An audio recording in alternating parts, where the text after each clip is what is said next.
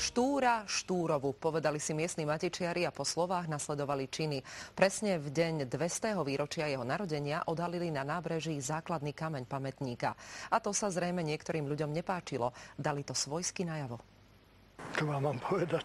Niekedy chtějí, niekedy nechtějí. Nie je to osobne jedno. Ráno našli naši matičiari na tom kameni kopu konského hnoja. Hej?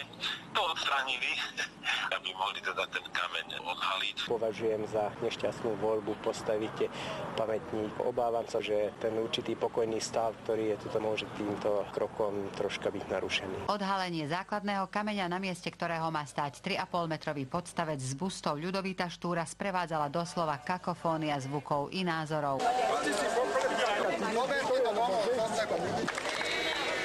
Ctení hostia, Slovenky a Slováci. Nazveme to neznámi občania, ich vyrušovali, spievali, prekrikovali. Očakávame, že sa tá vec vyšetrí. Do ďalšieho rána z kameňa zmizla pamätná tabuľka, na políciu tak putovalo oznámenie. Štúrova Štúr, Slovenčina.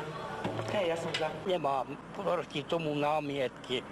Môže byť. Samotný Štúr mi absolútne nevadí. Sám mám slovenskú národnosť. Premenovanie bolo násilné. Vlastne sa tým legitimizuje bývalá diktatúra, ktorá toto urobila. Súčasné meno zo 48.